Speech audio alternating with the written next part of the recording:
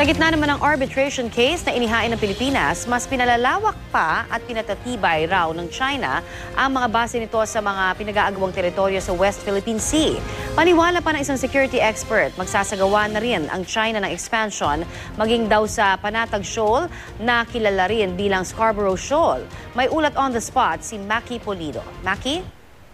Connie, ayon kay Professor Romel Banlawi, isang security analyst, may posibilidad na magsagawa rin ng expansion ang China sa Scarborough Shoal tulad ng ginagawa nito sa ilang reefs sa West Philippine Sea.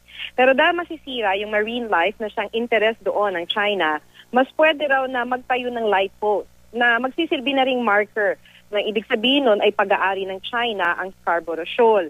Sa ngayon ay agresibo ang expansion na ginagawa ng China sa West Philippine Sea sa kabila ng inihain na arbitration case ng Pilipinas at ngayon dinidinig ng Arbitral Council ng United Nations.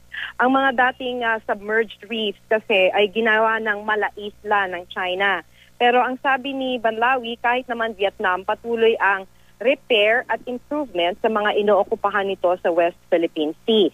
Sa West Philippine Sea kasi ay 22 ang kasalukuyang inookupahan ng Vietnam. Ang malaking diferensya lang sa pagitan nga ng Vietnam at ng China, hindi kasing agresibo ng Vietnam ang China at hindi na ito umookupa ng mga bagong features sa pinag-aagawang teritoryo.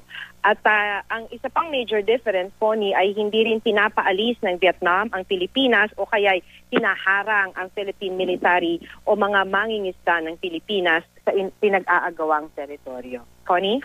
Maraming salamat, Maki Pulido.